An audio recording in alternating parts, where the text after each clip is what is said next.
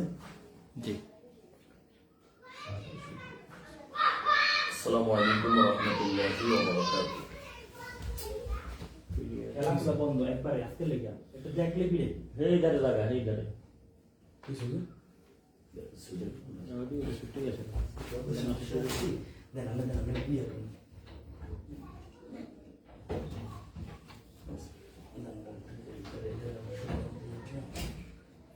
আজকে যত সমস্যা আজকে যে আমরা সতর্ক বেশি হতে বলছি,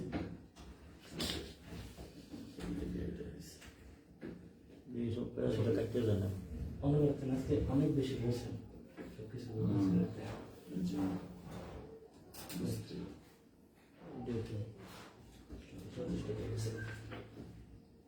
আচ্ছা, ঠিক আছে, ঠিক আছে।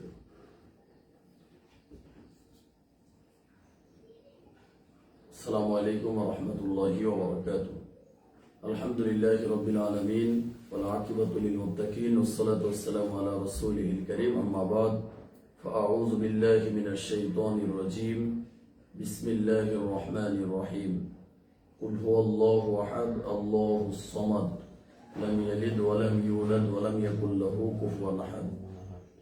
আলহামদুলিল্লাহ, সমস্ত প্রশংসা সেই মহান রব্বুল আলামিনের জন্য যে আল্লাহ সুবহানাহু ওয়া তাআলা আমাদেরকে আজকে একটি দ্বীনি জলসা আলোচনা বসার তৌফিক দান করেছেন, আসার সুযোগ করে দিয়েছেন।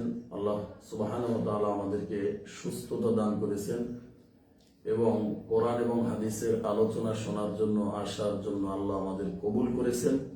সে আল্লাহ সুবহানাহু ওয়া তাআলা লাখো শুকরিয়া আমরা আদায় করব। শুরুতে আমরা সবাই আলহামদুলিল্লাহ শুকরিয়া আদায় করি। অতঃপর আমাদের প্রিয় নবী, প্রিয় রাসূল জনাবে রাসূলুল্লাহ সাল্লাল্লাহু আলাইহি সাল্লামের প্রতি দরুদ ও সালাম পেশ করছি আমরা সকলেই। আল্লাহুম্মা সাল্লি আলাইহি, আল্লাহুম্মা বারিক আলাইহি। অতঃপর সম্মানিত আমার পর্দার আড়ালের মা ও বোনেরা, আজকে আমরা আপনাদের সামনে খুবই গুরুত্বপূর্ণ একটি বিষয় নিয়ে আলোচনা করার ইচ্ছে করেছিলাম, কিন্তু সময় আজকে অতটুকু হবে না যে বিষয়টা আপনাদের সামনে হয়তো ক্লিয়ার করতে পারবো না সময়ের সংক্ষিপ্ততার কারণে। তারপরে এই সংক্ষিপ্ত সময়ে যতটুকু আলোচনা করা সম্ভব হয় ইনশাআল্লাহ আপনারা একটু গভীর মনোযোগ দিয়ে আমার কথাগুলো শুনবেন বলে আমি অনুরোধ জানাচ্ছি। শুরুতেই পরস্পর যাতে কেউ কথা না বলে, বাচ্চারা যাতে কথা না বলে, এর জন্য আপনাদেরকে একটু অনুরোধ করব, কথাগুলো একটু শুরুতে মনোযোগ দিতে হবে। যদি বাচ্চাদের নিয়ে আপনার এদিক ওদিক মনোযোগ যায় তাহলে আমার কথাগুলো বুঝতে পারবেন না। সম্মানিত মা বোনেরা, আবার আপনাদের সামনে আমরা বিনীতভাবে অনুরোধ জানাচ্ছি যে আপনারা আলোচনাটা সুন্দরভাবে ধৈর্য সহকারে শুনবেন ইনশাআল্লাহ। আল্লাহ রাব্বুল আলামিন আমাদেরকে বোঝার, আমল করার তৌফিক দান করুক, আল্লাহুম্মা আমিন। আল্লাহ সুবহানাহু ওয়া তাআলা সূরাতুত তাহরীম, তো এখানে মামুনদের সম্পর্কে তাদের কিছু গুণাগুণ বা বৈশিষ্ট্য নিয়ে আলোচনা করছে। তো এই আয়াতটা যখন নাজিল হয়, কেন নাজিল হয়েছিল? আল্লাহ নবীর যে 11 জন বা 12 জন স্ত্রী ছিল, তারা একসাথে একজোট হয়ে আল্লাহ নবীর উপর অভিমান করেছিল। তো এটা ওমর রাদিয়াল্লাহু তাআলা আনহু জানতে পেরে বললেন যে আল্লাহ নবী যদি তোমাদেরকে চায় তাহলে কিন্তু তোমাদের সবাইকে একসাথে তালাক দিবে এবং তোমাদের পরিবর্তে আরো ভালো, তোমাদের থেকে আরো ভালো স্ত্রী তিনি গ্রহণ করবেন বা আল্লাহ এটা ব্যবস্থা করবেন। তখন এই আয়াতটি নাজিল হয়েছিল। সেই আয়াতটি আমরা পড়তেছি সূরা তাহরীম থেকে, আমরা পড়তেছি সেই আয়াতটি। সেটি হচ্ছে সূরা তাহরীমের 5 নম্বর আয়াত। আল্লাহ সুবহানাহু ওয়া তাআলা সেখানে বলছেন যে আসা রাব্বুহু ইন তাল্লাকাকুন্না আইয়ুবদিলাহু আজওয়াজান খায়রান মিনকুন্না মুসলিমাত। তো আল্লাহ যদি চান, আশা করা যায় যে আল্লাহ তোমাদেরকে তালাক দেওয়াই দেবে, তালাক দিয়ে দেবে আল্লাহ নবী, এবং তোমাদের পরিবর্তে তোমাদের থেকে উত্তম নারীদেরকে তার স্ত্রী হিসাবে কি করে দেবে, তার অধীনে এনে দেবেন। তো সেই স্ত্রীদের কিছু গুণাগুণ বলতেছেন, মুসলিমা, তারা হবে মুসলিম। মুসলিম 1 নম্বরে মুসলিম। আর গত সপ্তাহে আমরা আলোচনা করছিলাম যে মুসলিম মানে হচ্ছে তাকে 5 ওয়াক্ত সালাত যে কোনো মূল্যে, যদি কোনো কারণ বা অসুস্থ যদি থাকে, যদি হুঁশ থাকে, তাহলে তাকে পড়তে হবে। এটা মুসলিমের পরিচয়। মুসলিমের পরিচয় মানে 5 ওয়াক্ত সালাত তাকে পড়তে হইব, রমজান মাস আসলে সিয়াম থাকতে হইব, এবং প্রতিদিন কোরআন তেলাওয়াত, দান সৎকার যতটুকু করা যায়, জিকির আজগার, এগুলো আমাদের করতে হবে। এটা একজন মুসলিমের পরিচয়। সবচেয়ে বড় পরিচয় সেটা হলো 5 ওয়াক্ত সালাত। এক নম্বর বৈশিষ্ট্য মুসলিমা। দ্বিতীয় নম্বর যেটা গুণাগুণ সেটা হচ্ছে মুমিনা। মুমিনা মানে যেটা 6টা বিষয় আছে ইমানের, যে আল্লাহর প্রতি বিশ্বাস, পরকাল বিশ্বাস, যত নবী রাসূল আসছে পৃথিবীতে সব নবী রাসূলদেরকে বিশ্বাস করতে হবে, এবং এখন আমাদের বর্তমান শেষ নবী মুহাম্মদুর রাসূলুল্লাহ সাল্লাল্লাহু আলাইহি ওয়াসাল্লাম, নবীর নাম পড়লে আমরা দুরূদ পড়ব, সবাই সাল্লাল্লাহু আলাইহি ওয়াসাল্লাম পড়ব। এই নবীকে বিশ্বাস করতে হবে।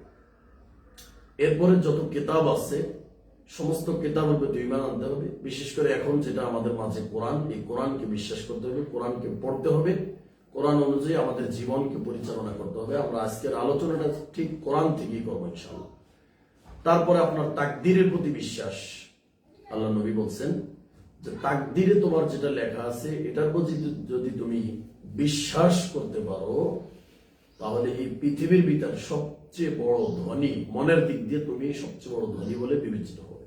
অতএব সবাই তাকদীরে যেটা লেখা আছে হায় হতাশ, বিশেষ করে আমাদের যারা মা বোন রয়েছেন তারা কিন্তু একটু হায় হতাশটা বেশি করেন। আপনারা সামান্য একটু বিপদ আপদ হইলে আপনারা হায় হতাশ করেন, বা অনেকগুলো ইসলাম বর্জিত মানে ইসলাম যেগুলো আপনাদের সাপোর্ট করেন সেই কাজগুলো আপনারা করেন, এগুলো করা যাবে না। সবসময় আল্লাহর উপর তাওয়াক্কুল, যে না এটা আমার তাকদীরে লেখা ছিল। বাচ্চা মারা গেছে, হ্যাঁ যাক এটা আমার তাকদীরে লেখা ছিল, কোনো অসুবিধা নেই, আল্লাহর মাল আল্লাহ নিয়ে গেছে। ইন্না লিল্লাহি ওয়া ইন্না ইলাইহি রাজিউন, আমরা আল্লাহর জন্য এবং আল্লাহর কাছে আমাদেরকে ফিরে যেতে হবে। অতএব যেটা চলে গেছে সেটা কখনো আপনার হওয়ার ছিল না, আর যেটা আপনার হয়েছে সেটা কখনোই আপনার থেকে যাবে না, এরকম মর্মে হাদিস রয়েছে। তো যাই হোক, এই হায় হতাশগুলো আমরা বেশি পরিমাণে করি।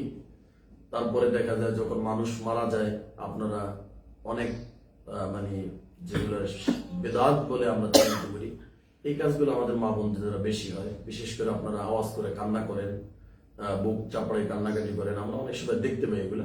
তো এগুলো করা যাবে না, এগুলো আল্লাহ নবী নিষেধ করেছে যে মহিলারা এরকম আওয়াজ করে কান্না করবে না।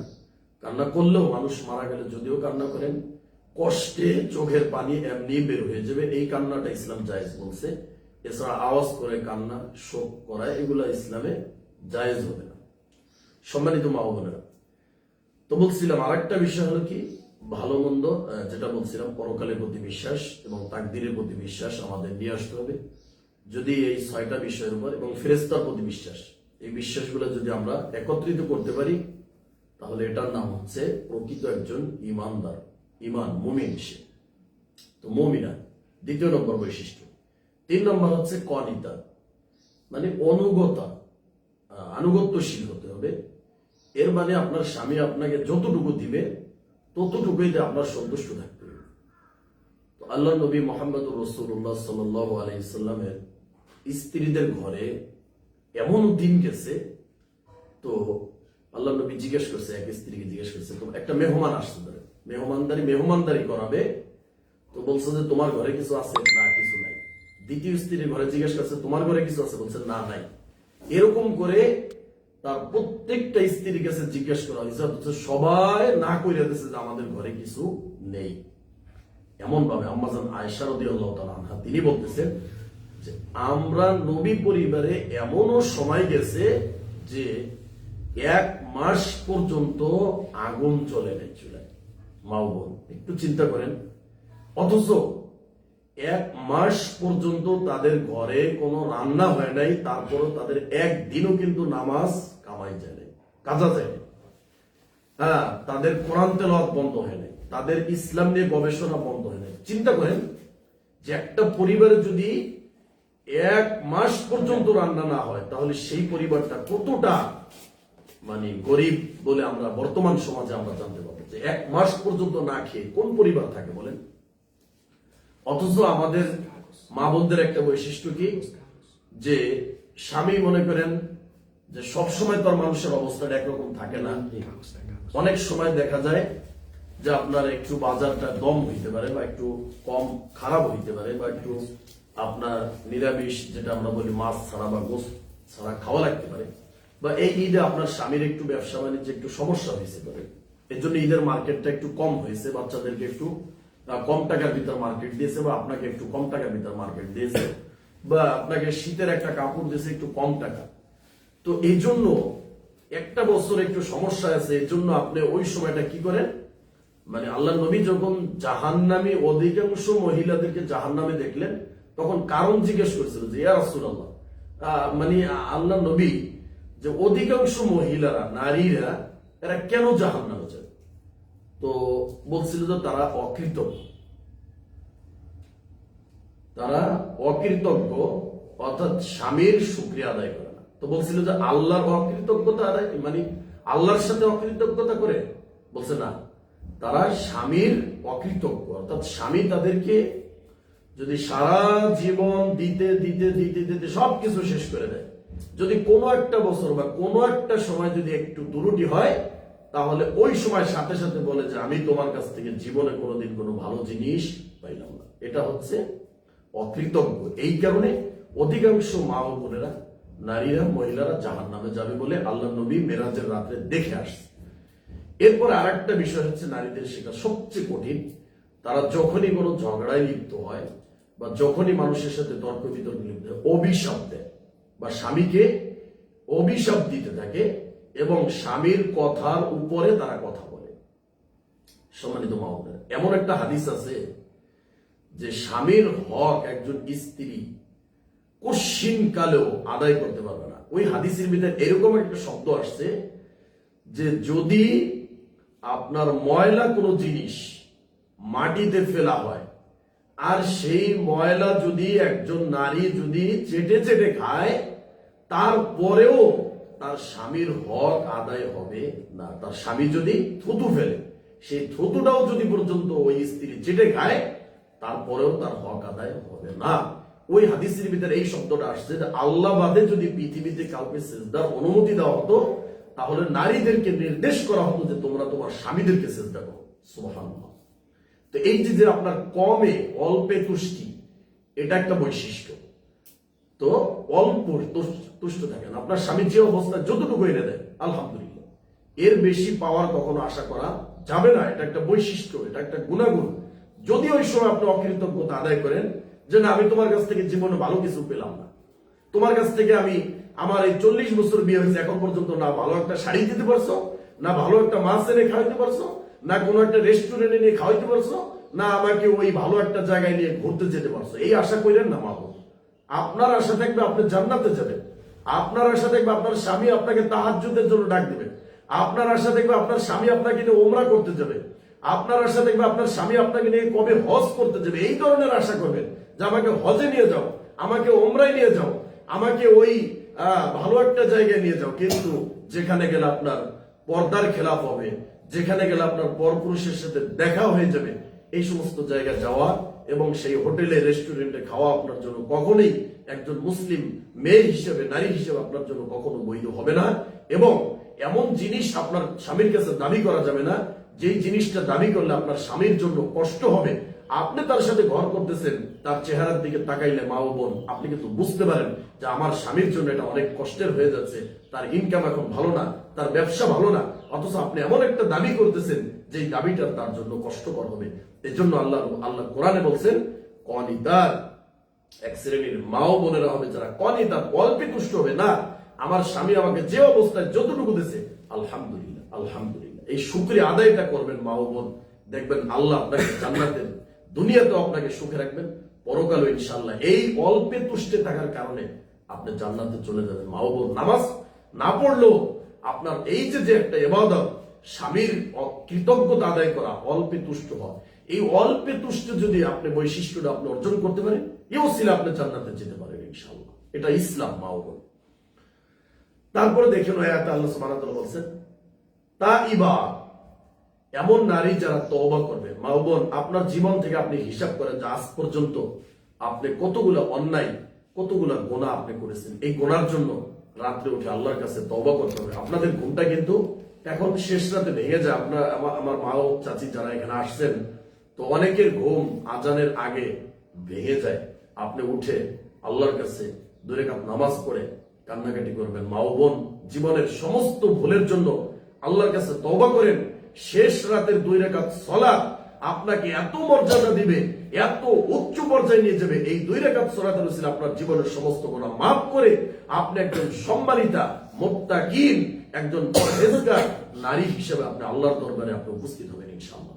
তো সম্মানিত মা ও বোনেরা, আপনাদের কাছে অনুরোধ থাকবে, যাদের বয়স একটু বেশি হয়ে গেছে, আমি পরামর্শ দিয়েছিলাম যে আপনারা সকালে 100 বার আস্তাগফিরুল্লাহ ওয়া আতুবু ইলাইহি এবং সুবহানাল্লাহি ওয়া বিহামদিহি এই দোয়াগুলো 100 বার করে পড়বেন। যাদের বয়স একটু বেশি তারা অবশ্যই পড়বেন, সবাই পড়বেন। কিন্তু যাদের বয়স 50, 60, 40 হয়ে গেছে তারা অবশ্যই পড়বেন এবং প্রতিদিন অন্তত 2 রাকাত হলেও তাহাজ্জুদের নামাজ পড়ার চেষ্টা করবেন। মা ও বোন, এটা একটা বৈশিষ্ট্য। যদি এই বৈশিষ্ট্য আপনার ভিতর নিয়ে আসতে পারেন, পরকালে যে কি জান্নাত, সুখময় জান্নাত আপনি পাবেন কল্পনা করতে পারবেন। দুনিয়ার জীবনটা কয়দিন মা ও বোন? এই দুনিয়া ছেড়ে সবাইকে ছেড়ে চলে যেতে হবে। আপনার বাবা, আপনার দাদা, আপনার দাদি, আপনার পরদাদা, পরদাদি কেউ পৃথিবীতে নাই।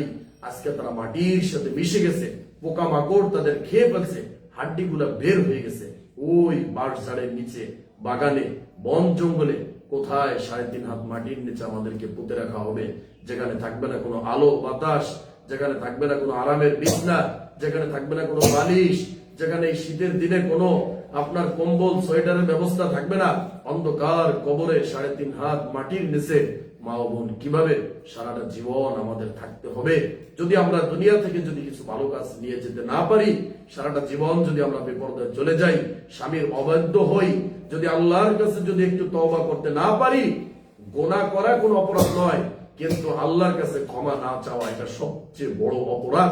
অতএব গুনার জন্য ক্ষমা চাওয়ার সবচেয়ে উত্তম সময়, সবচেয়ে আল্লাহকে কাছে পাওয়ার সময়, সেটা হচ্ছে শেষ রাতে নামাজের ফজরের আজানের আগে উঠে 2 রাকাত নামাজ পড়ে আল্লাহর কাছে যদি কাঁদতে পারেন, চোখের 1 ফোঁটা পানি যদি বের হয়, আল্লাহ নবী বলছেন যে গরুর ওলান থেকে দুধ বের হইলে ওই দুধটা ওলানে প্রবেশ করা আবার ঢুকিয়ে দেওয়া যেমন ভাবে কঠিন, কোন আমার আল্লাহর বান্দা এবং বান্দি যদি আল্লাহর ভয়ে অতীতের পাপের কারণে আল্লাহর কাছে কেঁদে কেঁদে বলতে পারে, মাবুদ গো, রব্বানা যালামনা আনফুসানা ওয়া ইল্লাম তাগফির লানা ওয়া তারহামনা লানাকুনান্না মিনাল খাসিরিন। হে আল্লাহ, অতীতে আমার নফসের উপর, আত্মার উপর আমি যে জুলুম করেছি, আমার সেই জুলুমের জন্য তুমি মহান রব, মহা মালিক, মহা ক্ষমতার অধিকারী, হে মালিক, আমাকে তুমি ক্ষমা করে দাও। আমি দুনিয়ার জীবনে কতদিন বাঁচবো জানি না, কখন আমার মরণ আসবে, তুমি আমাকে ঈমানের সাথে কবুল করিও। আল্লাহ, পরকালে তুমি আমাকে জান্নাতুল ফিরদাউস দান করো। মালিক গো, তুমি আমার জীবনের সমস্ত অন্যায়গুলো ক্ষমা করে দাও। মা ও বোন, যাদের 50-60 বছর বয়স হয়ে গেছে, দোয়া করতে ভুলবেন না। আল্লাহর কাছে প্রতিনিয়ত দোয়া করেন মা ও বোন, তাওবা করেন ফজরের নামাজের আগে, ইনশাআল্লাহ আপনার জীবনটা পরিবর্তন হয়ে যাবে। আবিদাত তারা হবে, আবিদাত আল্লাহ নবী বলছেন, আল্লাহ বলছেন কোরআনে যে তাদের আরেকটা বৈশিষ্ট্য হচ্ছে তারা ইবাদতকারী হবে।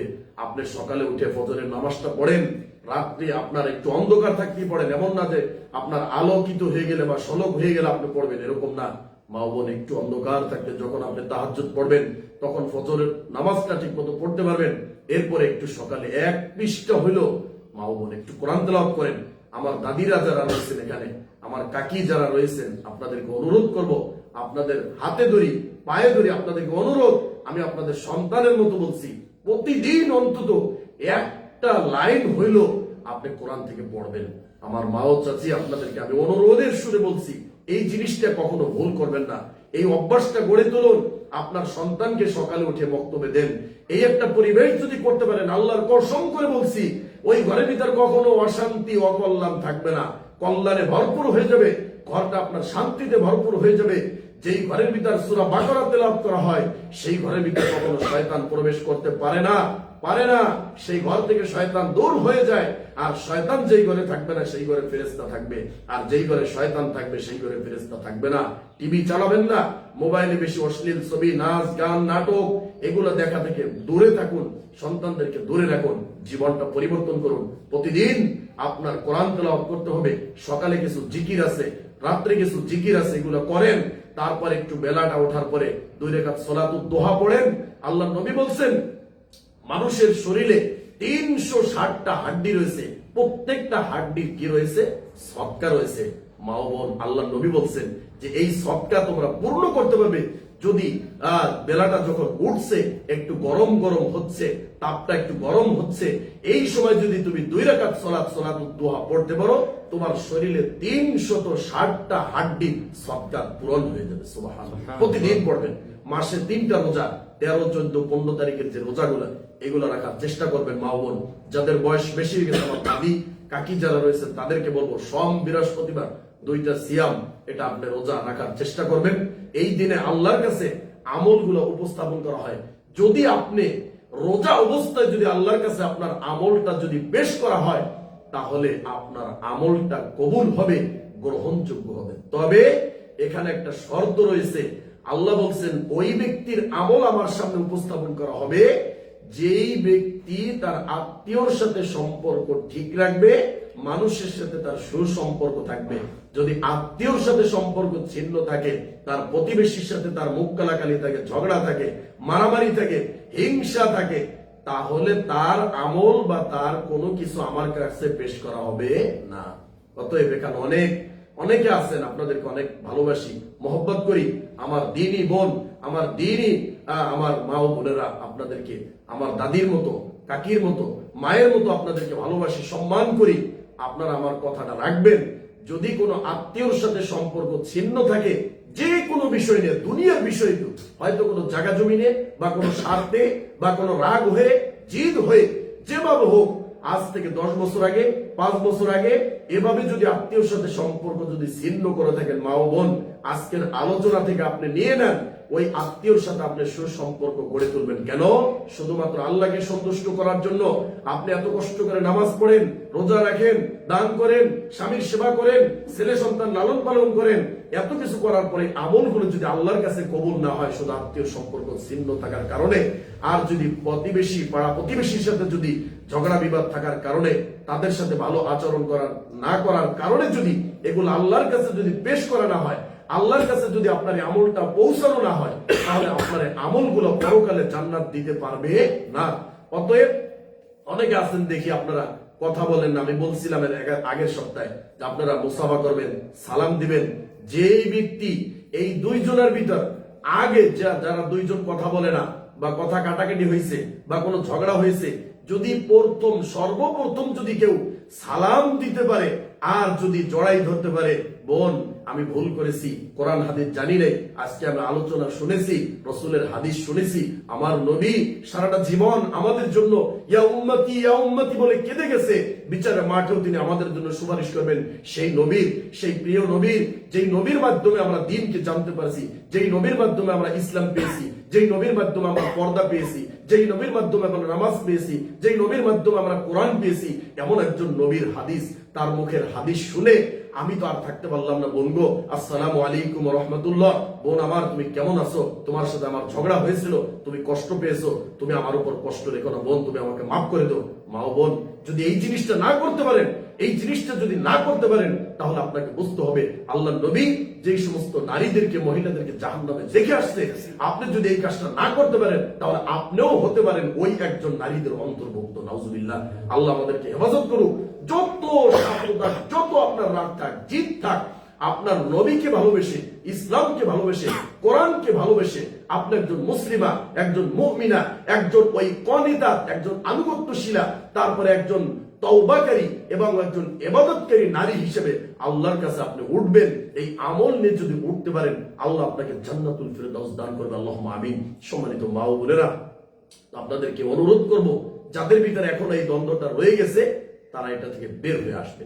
সম্মানিত মা ও বোনেরা, আজকে আমরা সূরা নূরের 31 নম্বর আয়াত, পর্দা সংক্রান্ত এই আয়াতটি আমরা একটু মনোযোগ দিয়ে শুনবো ইনশাআল্লাহ। দেখেন, আল্লাহ সুবহানাহু ওয়া তাআলা এখানে বলছেন ওয়াকুল্লিল মুমিনাতি ইয়াগদুদনা মিন আবসারিহিন্না ওয়া ইয়াহফাজনা ফুরুজাহুন্না ওয়া লা ইউবদিনা যিনাতাহুন্না ইল্লা মা যাহারা মিনহা ওয়াল ইয়াদরিবুনা বিখুমুরিহিন্না আলা জুয়ুবিহিন।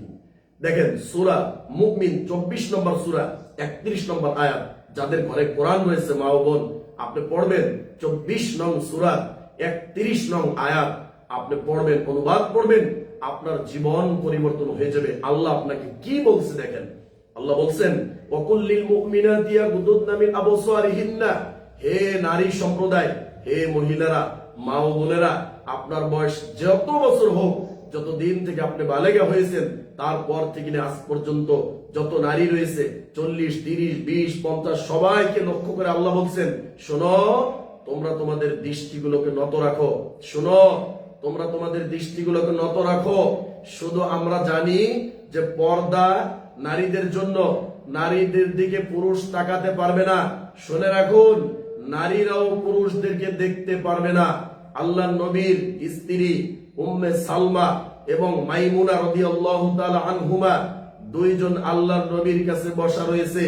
এমন সময় একজন সাহাবী উম্মে আব্দুল্লাহ ইবনে উম্মে মাকতুম, অন্ধ সাহাবী, আল্লাহ নবীর কাছে আসার অনুমতি চাইল। আল্লাহ নবী, আমি আপনার কাছে আসতে চাই, আসতে পারবো? আল্লাহ নবী বললেন তার স্ত্রীদেরকে, হে মাইমুনা, হে উম্মে সালমা, তোমরা এই ব্যক্তি থেকে, এই সাহাবী থেকে, আব্দুল্লাহ ইবনে উম্মে মাকতুম থেকে তোমরা পর্দা করো। আল্লাহ নবীর স্ত্রীরা যেই উত্তরটা দিয়েছিল আমাদেরও সেই একই উত্তর। তারা বলেছিল আল্লাহ নবী, সে তো একজন অন্ধ সাহাবী, সে তো একজন অন্ধ সাহাবী, সে তো আমাদেরকে দেখতে পায় না। আল্লাহ নবী বললেন শোনো, সে দেখতে পায় না ঠিক আছে, কিন্তু তোমরা তো তাকে দেখতে পাও, অতএব তোমরা তার থেকে পর্দা করো।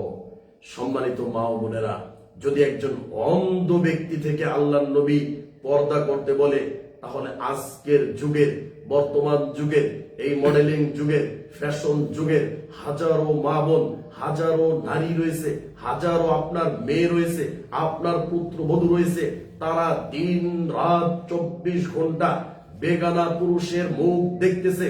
বাজারে, হাটে, ঘাটে, লঞ্চে, স্টিমারে, জাহাজে, বিয়ের অনুষ্ঠানে, যে কোনো জায়গায় যাদের সাথে দেখা দেওয়া হারাম, যাদের সাথে কথা বলা হারাম, এই হারাম আমি করিনি, এই হারাম আপনার স্বামী করেনি, এই হারাম আপনার বাবা করেনি, এই হারাম আপনার দাদা করেনি।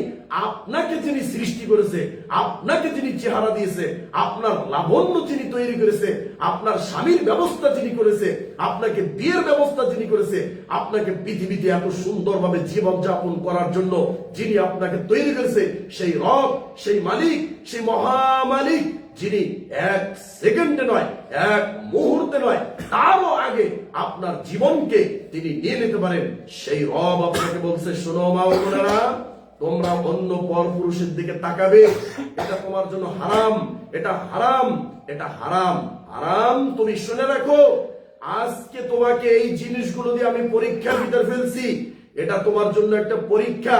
তুমি বলতে পারো হারাম থাক, আমি হারামকে মানি না, আমি তাকাবো, আমি দেখবো, আমি মাঠে যাব, ঘাটে যাব, মার্কেটে যাব, সব জায়গায় পুরুষ নারীর একাকার মিলন মেলা চলছে, চলো, তুমি সেবাগ্রেড থাকো, তুমি আয়েশার মতো হও, তুমি ফাতেমার মতো হও, তুমি খাদিজার মতো হও। সম্মানিত মা ও বোনেরা, খাদিজা এমন একজন নারী, যেই নারীকে আল্লাহর পক্ষ থেকে জিব্রাইলের মাধ্যমে সালাম দেওয়া হয়েছে। পৃথিবীতে কোনো পুরুষ নেই, পৃথিবীতে কোনো পুরুষ নেই, পৃথিবীতে কোনো পুরুষ নেই যেই পুরুষকে আল্লাহর পক্ষ থেকে সালাম দেওয়া হয়েছে। সম্মানিত মা ও বোনেরা, আপনাদের সম্মান এত বেশি, আপনাদের মর্যাদা এত বেশি, কারণ আপনাদের পেট থেকেই নবী মুহাম্মদুর রাসূলুল্লাহ সাল্লাল্লাহু আলাইহি সাল্লামের মতো মানবের জন্ম হয়েছে। মা ও বোনদের পেট থেকেই শহীদের জন্ম হচ্ছে, মা ও বোনদের পেট থেকেই ইমাম বুখারীর মতো আলেম জন্ম নিচ্ছে, মা ও বোনদের পেট থেকেই আব্দুল কাদের জিলানীর মতো ব্যক্তির জন্ম নিচ্ছে। পৃথিবীতে যত নবী রাসূল আম্বিয়া সাহাবী, যত আল্লাহর ওলি আউলিয়া যারাই এসেছে, তাদের জন্ম হয়েছে ওই মায়ের পেট থেকে, ওই মায়ের পেট থেকে। অতএব সেই নারী জাতিকে আল্লাহ কোরআনে তাদের জন্য একটা সূরা নাজিল করেছে, সূরাতুন নিসা, কোরআনের 4 নম্বর সূরা। কিন্তু কোরআনের ভিতর পুরুষ নামে কোন সূরা নেই। আপনাদের এত সম্মান, এত মর্যাদা, আপনি হবেন খাদিজার মতো, যেই খাদিজাকে আল্লাহ জান্নাত থেকে, আল্লাহ উপর থেকে 7 আসমান থেকে সালাম দিয়েছে। হ্যাঁ, আল্লাহ আরশে রয়েছে, আল্লাহ আরশে সমাসীন, সেখান থেকে খাদিজা রাদিয়াল্লাহু তাআলা আনহাকে সালাম দিয়েছে, হে নবী, হে জিবরিল, তুমি খাদিজাকে সালাম পৌঁছো। আপনি চিন্তা করেন কেমন নারী ছিলেন, কেমন মহিলা ছিলেন। এই পৃথিবীতে আল্লাহর জমিনে তিনি ছিলেন, এমন না যে তিনি ফেরেশতা, তিনি আসমানে ছিলেন, তিনি কোন আল্লাহর প্রিয় বান্দি হয়ে, এরকম না।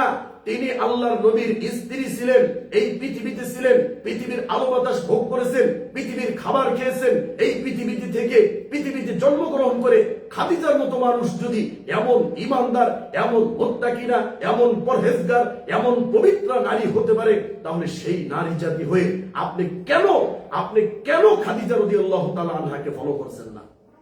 সম্মানিত মা ও বোনেরা, আপনি যদি খাদিজার মতো মা হতে পারেন, আপনি যদি ফাতেমার মতো মা হতে পারেন, আপনি যদি আয়েশার মতো মা হতে পারেন, আপনি যদি বিবি হাজেরার মতো মা হতে পারেন, আপনি যদি সারা আলাইহিস সালামের মতো মা হতে পারেন, যদি বিবি হাজেরার মতো মা হতে পারেন, যদি ইব্রাহিম আলাইহিস সালামের মতো বাবা পিতা হতে পারেন, তাহলে সেই ঘর থেকে ইসমাইলের মতো সন্তান জন্ম নিবে।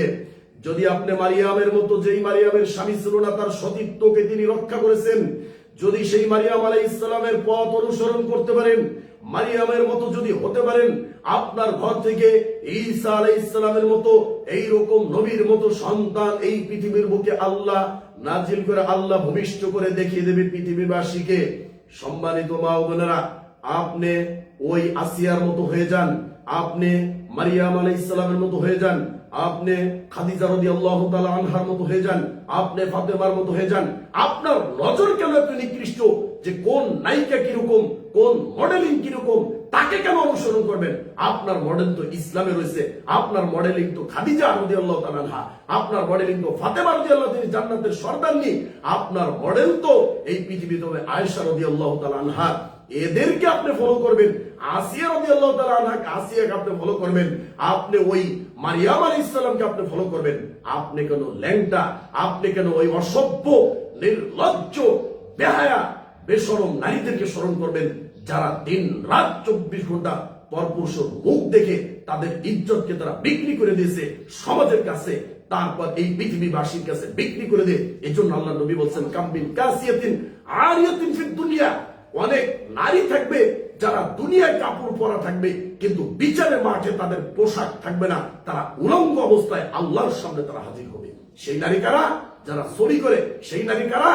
যারা নাটক করে, যারা সিনেমা করে, যারা গান করে। সে অসভ্য নারীদেরকে দিন রাত 24 ঘন্টা, আপনার আমার মেয়ে, আপনার আমার পুতের বউ দিন রাত 24 ঘন্টা তাদেরকে দেখে দেখে তাদের চক্ষু শীতল করছে। সেই মেয়ে আয়েশা রাদিয়াল্লাহু তাআলা আনহাকে চিনবে কেমনে? সেই মেয়ে খাদিজা রাদিয়াল্লাহু তাআলা আনহাকে চিনবে কেমনে? সেই মেয়ে ফাতেমা রাদিয়াল্লাহু তাআলা আনহাকে চিনবে কেমনে? অতএব খাদিজাকে অনুসরণ করুন, যেই খাদিজাকে আল্লাহ সালাম দিয়েছে। ফাতেমাকে অনুসরণ করুন, যেই ফাতেমা জান্নাতের সর্দারনি হবে। আপনি আয়েশাকে অনুসরণ করুন, যেই আয়েশা রাসূলের কাছে সবচেয়ে প্রিয় স্ত্রী ছিলেন। এত অল্প বয়সের একজন নারী হয়েও আপনি মারিয়াম আলাইহিস সালামকে স্মরণ করুন, যেই মারিয়াম আলাইহিস সালামকে আল্লাহ স্বামী ছাড়া পৃথিবীর বুকে সন্তান দিয়েছে, তারপরও কেউ পৃথিবীর বুকে তাকে অপবাদ দিয়ে, অপবাদের আঙ্গুল তার দিকে তাকানোর তার কোনো সাহস পায় নাই। তার বুক থেকে, তার পেট থেকে ঈসা আলাইহিস সালামের মতো নবী জন্ম নিয়েছে, তার কোনো স্বামী ছিল না। আর আপনার আমার স্বামী থাকার পরেও আপনার আমার সন্তান হয়, কিন্তু আপনার আমার দিকে মানুষ চোখ তুলে আঙ্গুল দিয়ে দেখাতে সাহস পায় কিভাবে? তার মানে আপনার আমার ভিতরে অনেক সমস্যা রয়েছে। সম্মানিত মা ও বোনেরা, আল্লাহ কোরআনে বলছেন যে, হে নারী জাতিরা, তোমরা তোমাদের নজরকে নিচু করো। ওয়াহফাজুনা ফুরুজাহুন্না, নজরকে নিচু করার কথা কেন বললো? কারণ এই পৃথিবীতে নারী জাতি এমন একটা জাতি, এই উদাহরণটা ভালো করে শুনুন, যদি নারী জাতি যদি শক্ত অবস্থানে যায়, কোন পুরুষ তাদের দিকে চোখ তুলে তাকানোর সাহস পাবে না। আপনি আমার ক্ষুদ্র গবেষণা থেকে জেনে নেন, রেল লাইন দেখবেন, রেল লাইন, মা ও বোনেরা ভালো করে উদাহরণটি খেয়াল করুন। রেল লাইনের ভিতর আপনার রেল যত দামি হোক, রেলের ড্রাইভার যত দামি হোক, ওই আপনার কেবিন মাস্টার যে লাল সিগন্যাল এবং হলুদ সিগন্যাল নিয়ে দাঁড়িয়ে থেকে সে একজন নিম্ন শ্রেণীর মানুষ হতে পারে, সে টোকাই হতে পারে, তার কোনো সম্মান বা দাম না থাকতে পারে, কিন্তু সে যখন আপনার ওই দামি ট্রেনটাকে লাল সিগন্যাল দেখিয়ে দেবে, তখন যত বড় দামি ট্রেন হোক, যত বড় ড্রাইভার হোক, যত মাপের ড্রাইভার হোক, কোন অবস্থায় সেই ট্রেন আর সামনে যেতে পারবে না।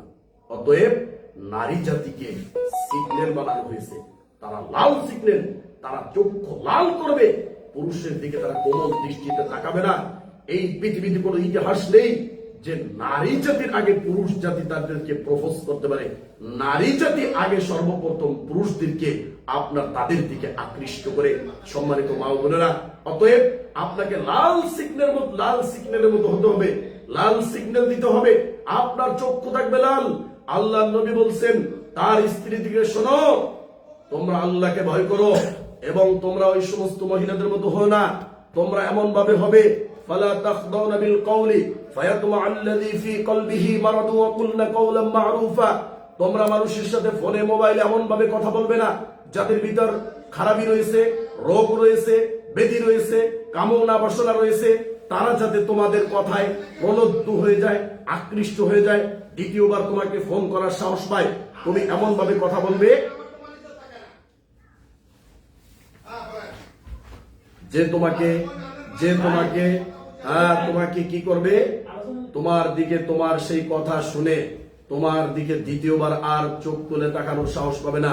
কিন্তু আমাদের মা ও বোনেরা, যারা যুবতী মেয়েরা রয়েছে, আপনার আমার মেয়ে, তারা মোবাইলে এমন সুন্দরভাবে কথা বলে যে কোনো পুরুষকে আকৃষ্ট করে দিতে পারে। অতএব আপনার কথাটা এটাও পর্দার অন্তর্ভুক্ত। মা ও বোনেরা, বুঝতে পারছেন?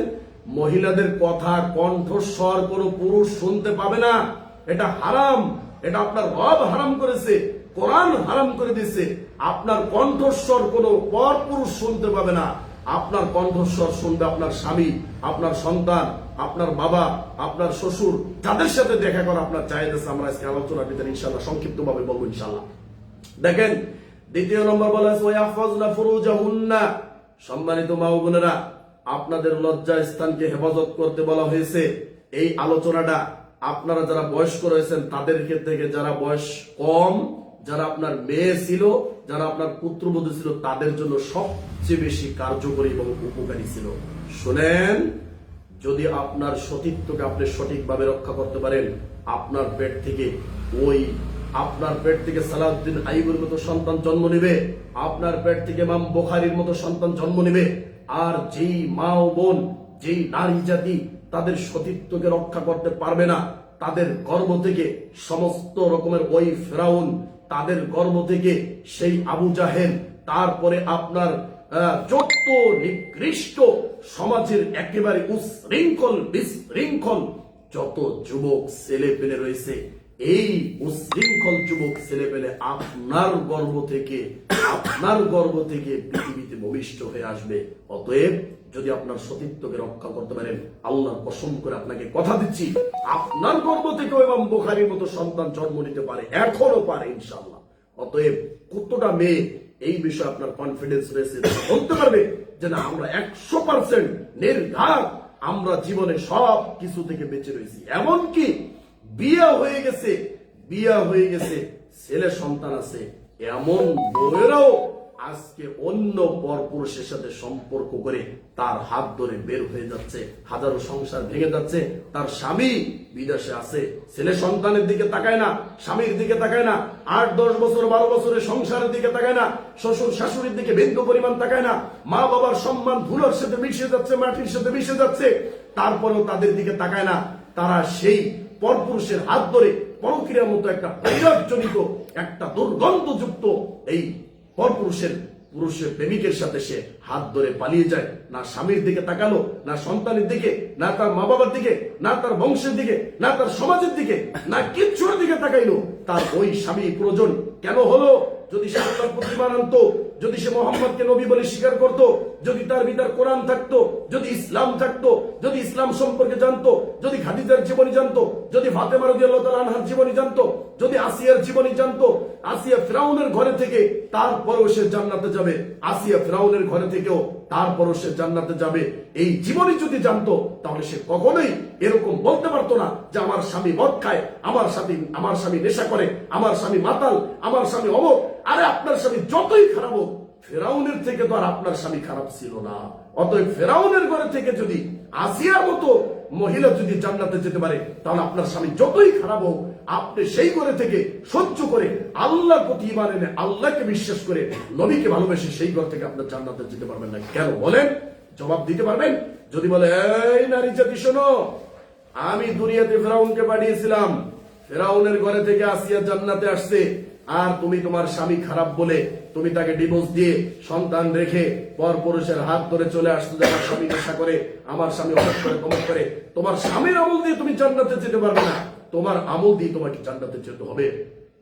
তারপরে নারীদেরকে যেটা বলছেন, ওয়ালা ইউবদিনা যিনাতাহুন্না ইল্লা মা যাহারা মিনহা ওয়া লিয়াদরিবনা বিখুমুরিহিন্না আলা জুয়ুবিহিন্না।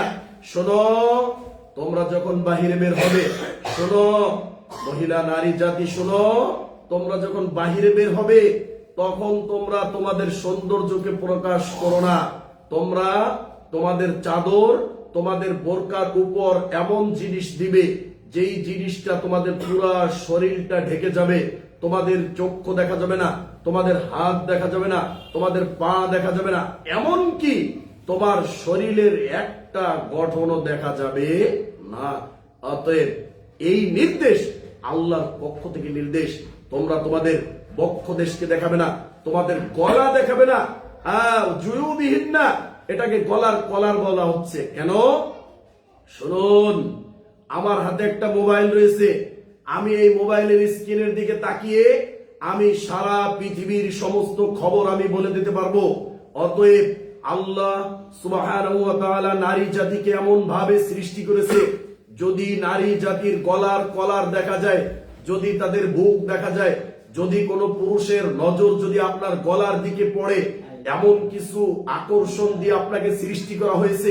একটা পুরুষ যখন আপনার দিকে তাকাবে, তার সর্বপ্রথম নজরটা যাবে আপনার গলার দিকে, তার সর্বপ্রথম নজরটা যাবে আপনার বুকের দিকে। এজন্য আল্লাহ বলছেন, নারী জাতিকে আমি এমন কিছু বৈশিষ্ট্য দিয়ে তৈরি করেছি, যদি কোনো পুরুষ তার গলার দিকে তাকায়, তার বুকের দিকে তাকায়, তার পুরা শরীরের ভিতর কি আছে সে বলে দিতে পারবে। মোবাইলের দিকে তাকিয়ে আপনার ঘরে বসে যদি আমেরিকার খবর বলে দেওয়া যায়, তাহলে নারী জাতিকে এমন ভাবে বানানো হয়েছে যে তার কলারের দিকে তাকিয়ে, তার বুকের দিকে তাকিয়ে একটা পুরুষ বলে দিতে পারবে যে তার পুরো শরীরের ভিতর কি রয়েছে। এজন্য আল্লাহ বলছেন, শোনো, যখন তোমরা বাহিরে বের হবে, যখন বাজারে যাবে, প্রয়োজনে মার্কেটে যাবে, যখন তোমার স্বামীর সাথে, এবং তাও যেতে হবে স্বামী সাথী থাকবে। কোন মহিলার জন্য বৈধ নয়, কোন মহিলার জন্য জায়েজ নয়, স্বামী ছাড়া, ভাই ছাড়া, শ্বশুর ছাড়া যাদের সাথে দেখা দেওয়া জায়েজ আছে, যাদের সাথে বিবাহ হারাম, সন্তান, স্বামী, বাবা, শ্বশুর, এই ধরনের যত যারা রয়েছে, তাদেরকে সাথে না নিয়ে কোন মহিলা বাড়ি থেকে এক পাও বের হতে পারবে না। কে মানে কার কথা? বের হয়ে যাচ্ছে, মার্কেটে যাচ্ছে, স্বামীর অনুমতি লাগে না, কিচ্ছু লাগে না, করে যান। এটা আপনার জন্য দুনিয়াতে পরীক্ষা, এর ফলাফল পরকালে দেওয়া হবে। যারা এগুলো মানতে পারবে, স্বামীর কাছে বলে যাবে, স্বামী আপনার সাথে একজন মাহরাম দিয়ে দেবে। নন মাহরাম, মাহরাম ব্যতীত কোন মহিলা একদিনও বাড়ির বাহিরে রাত্রি যাপন করতে পারবে না। অথচ এখনের মেয়েরা স্বামীকে বলার ধার ধারে না, শ্বশুর শাশুড়িকে বলতে চায় না, কাউকে না বলে বাবার বাড়ি চলে যায়। স্বামীর অনুমতি লাগে না, শ্বশুরের অনুমতি লাগে না, সাথে ছেলে সন্তান নেই, সাথে ভাই নেই, নন মাহরাম, গায়রা মাহরাম ব্যতীত তারা সে মাহরাম সাথে না নিয়ে এভাবে মাসের পর মাস বাবার বাড়িতে বেড়ায়। যার কারণে সংসারগুলো আজকে এত অশান্তি। আল্লাহর হুকুম মানে না, কোরআন মানে না, রসুলকে মানে না, এজন্য আজকে এত অশান্তি। আপনাকে বাহিরে যেতে তো নিষেধ করা হয় নাই, আপনার স্বামীর অনুমতি নিয়ে, সাথে মাহরাম নিয়ে তারপরে যেতে হবে। কোন সাজগোজ নয়, বাহিরে কোনো সাজগোজ হবে না। সাজগোজ একমাত্র স্বামীর সামনে আপনার জন্য জায়েজ। আর যত জায়গা সাজা সেজে গুজে আপনি যাবেন, সম্পূর্ণ হারাম। আজকে আমরা দেখতেছি, মার্কেটে যাবে, একটু বাজারে যাবে, তাও সে নারীরা নির্লজ্জর মতো, বেহায়ের মতো সেজে গুজে যাচ্ছে। এবং কি আল্লাহ নবী বলছেন, যদি কোনো মেয়ে, একজন মেয়ে আল্লাহ নবীর যুগে আতর মেখে, সুগন্ধি মেখে নামাজে আসছিল, ওই মহিলাকে বলা হচ্ছে, শোনো, তুমি যত সময় পর্যন্ত এই ফরজ গোসলের মতো গোসল করে তারপরে আবার নামাজ পড়বে, তারপরে তোমার নামাজ কবুল হবে। গোসল না করা পর্যন্ত তোমার কোনো নামাজ কবুল হবে না। অতএব হাজারো মেয়ে আমরা দেখতে পাচ্ছি তারা হেঁটে যাওয়ার পরে সুঘ্রাণ বেরোচ্ছে না, এটা সম্পূর্ণ নিষেধ, হারাম। এটা আপনি একমাত্র সুঘ্রাণ আপনার স্বামীকে, আপনার স্বামীর সামনে আপনি সুঘ্রাণ মাগবেন, স্বামীর সামনে সাজবেন, স্বামীর সামনে আপনি সেজে গুজে চুরি লাগিয়ে তারপরে আপনার স্বামীকে দেখাবেন, এটা জায়েজ।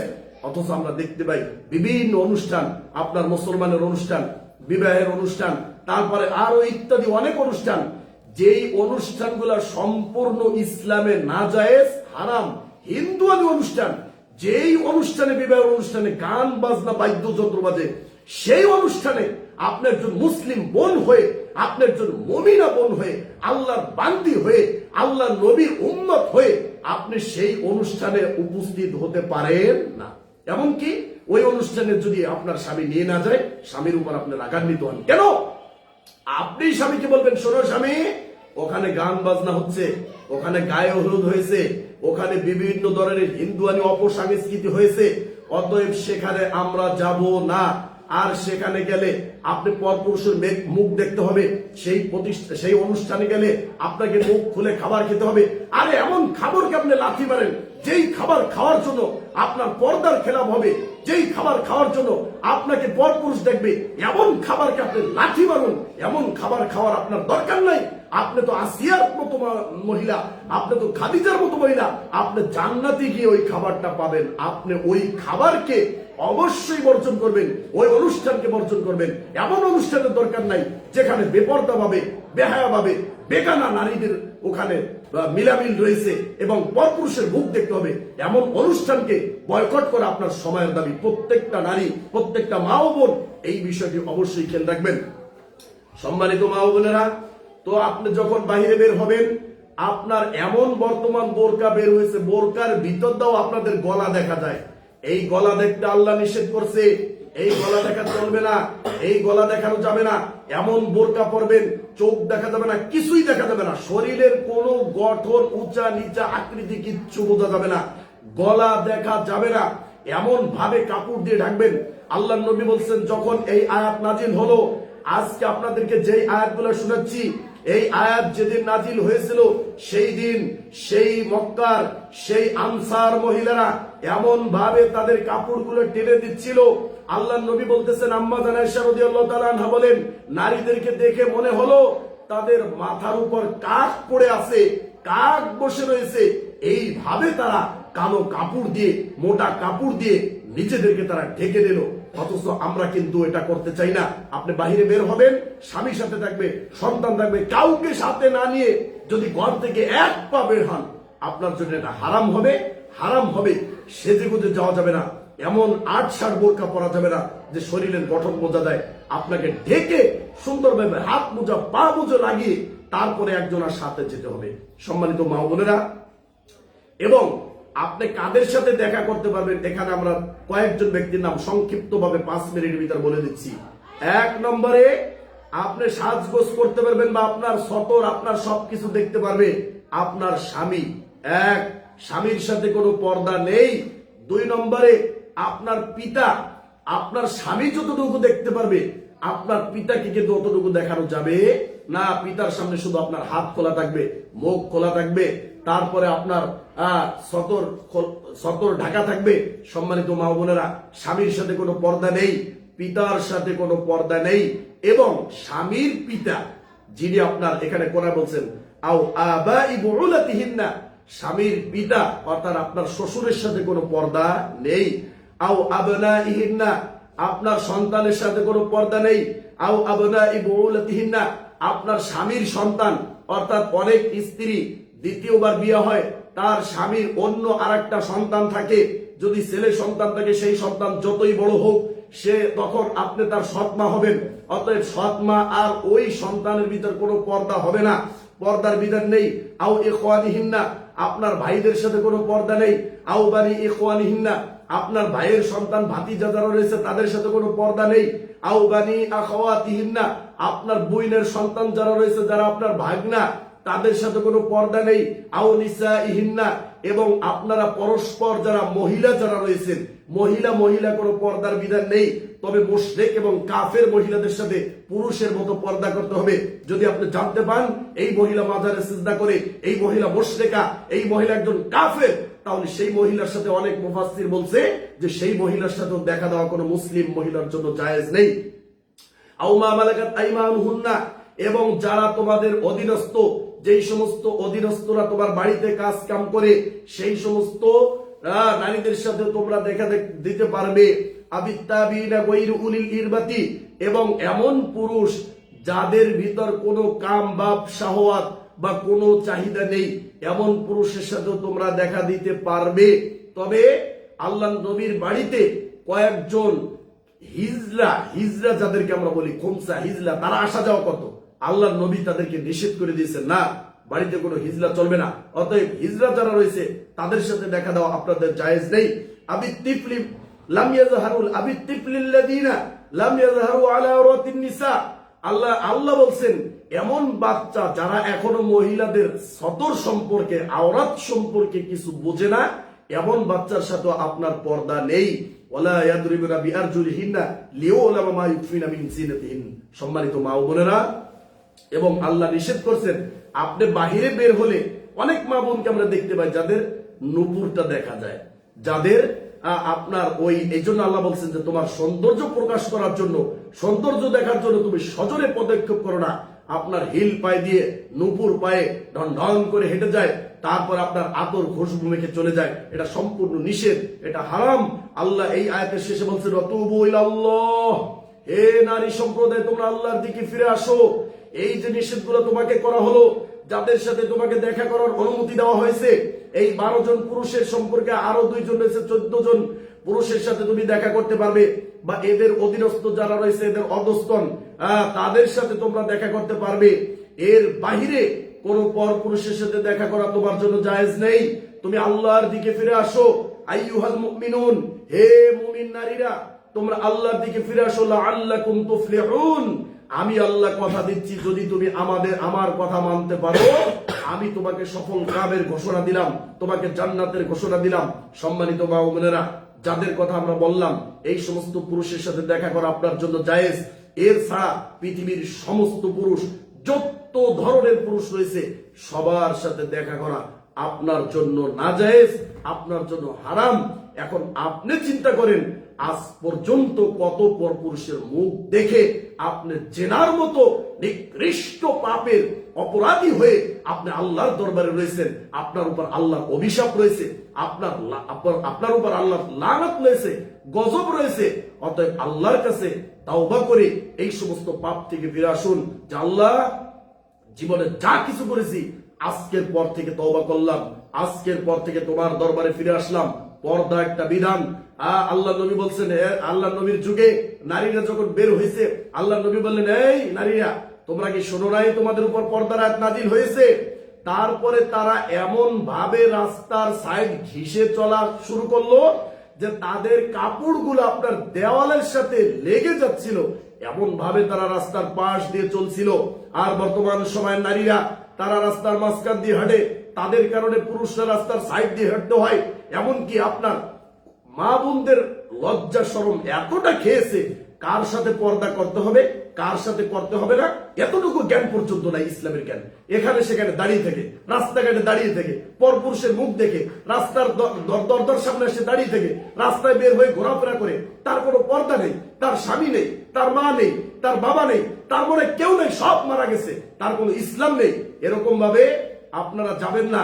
এবং এমন গোসলখানায় গোসল করতে যাওয়া যাবে না যেই গোসলখানায় কোনো পর্দার ব্যবস্থা নেই। অনেক নারীকে আমরা দেখতে পাই যে আপনার পুকুরে গোসল করতে যায়, নদীর ঘাটে যায়, এখানে যায় সেখানে যায়, এটা সম্পূর্ণ নিষেধ, হারাম।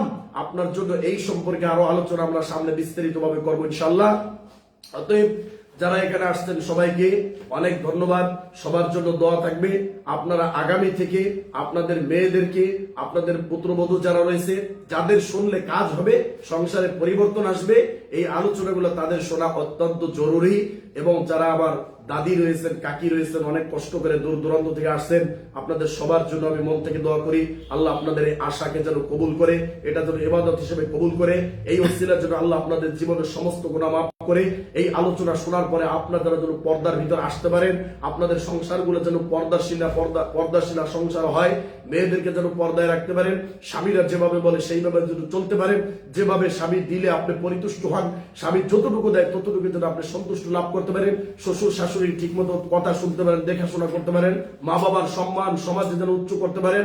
আমার যারা বয়স্ক দাদি চাচি রয়েছে তাদেরকে বলবো আপনারা সকাল সন্ধ্যার জিকির গুলা সুবহানাল্লাহি ওয়া বিহামদিহি 100 বার, আস্তাগফিরুল্লাহ ওয়া আতুবু ইলাইহি 100 বার, এবং প্রতি নামাজের পরে আয়াতুল কুরসি যদি কেউ পড়ে, আল্লাহর নবী বলছেন ওই ব্যক্তি জান্নাতে যাওয়ার জন্য শুধু তার মৃত্যুটা বাকি থাকবে, মরার সাথে সাথে তাকে জান্নাত।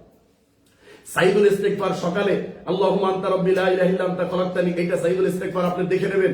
এটা যদি কোনো ব্যক্তি সকালে পড়ে এবং যদি সে সন্ধ্যায় পড়ে, সকালে পড়লে সন্ধ্যা পর্যন্ত তার টাইম, সকাল থেকে নিয়ে সন্ধ্যার ভিতরে যদি সে মৃত্যুবরণ করে তার জন্য জান্নাত, এবং যদি সে সন্ধ্যায় পড়ে সকাল হওয়া পর্যন্ত রাত্রে যদি মৃত্যুবরণ করে ওই ব্যক্তির জন্য জান্নাত।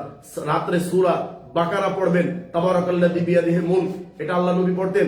তারপরে আপনার সূরা সাজদা, যেটা আপনার 32 নম্বর সূরা আলিফ লাম মিম সাজদা, এই সূরাটা পড়বেন। তারপরে 33 বার সুবহানাল্লাহ আলহামদুলিল্লাহ, 33 বার আল্লাহু আকবার, 34 বার, এগুলো প্রতি নামাজের পরে গুনবেন। আয়াতুল কুরসি পড়বেন, সকালে সূরা কুল হুয়াল্লাহ 3 বার, নাস ফালাক 3 বার করে পড়বেন। তারপরে সন্ধ্যার পরে পড়বেন, প্রতিদিন সন্ধ্যার পরে একটু কোরআন পড়বেন, সকালে একটু কোরআন পড়বেন। যারা আমার দাদি চাচি রয়েছেন তাদেরকে বিশেষ করে বলবো দিন রাত 24 ঘন্টা আপনি শুধু আস্তাগফিরুল্লাহ আস্তাগফিরুল্লাহ আস্তাগফিরুল্লাহ, সুবহানাল্লাহি ওয়া বিহামদিহি, সুবহানাল্লাহিল আযীম, সুবহানাল্লাহ ওয়ালহামদুলিল্লাহ ওয়া লা ইলাহা ইল্লাল্লাহু আল্লাহু আকবার, লা ইলাহা ইল্লাল্লাহু ওয়াহদাহু লা শারীকা লাহু, লাহুল মুলকু ওয়া লাহুল হামদু ওয়া হুয়া আলা কুল্লি শাইইন কাদির। যাদের কোনো কাজ নেই তারা বসে বসে দিনরাত 24 ঘন্টা আস্তাগফিরুল্লাহ আস্তাগফিরুল্লাহ আস্তাগফিরুল্লাহ, বেশি বেশি ইস্তেগফার করবেন, দুরূদ পড়বেন, সুবহানাল্লাহ আলহামদুলিল্লাহ। বয়স্ক মা বোন মা চাচি যারা রয়েছেন তাদেরকে অনুরোধ থাকবে আমার, একটা সেকেন্ডের জন্য আপনার আল্লাহর জিকির থেকে জবানটা যেন খালি না হয়।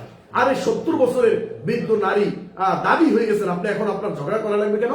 না, পুতের বোর সাথে কোনো ঝগড়া নেই, কারো প্রতিবেশীর সাথে কোনো ঝগড়া নেই। ঝগড়া করা এটা সবচেয়ে নিকৃষ্ট একটা কাজ যেটা আপনাদের ভিতরে দেখা যায়। কেন? 70 বছর বয়স হয়ে গেছে, আপনি এখনো কেন ঝগড়া করবেন? কোনো ঝগড়া নেই।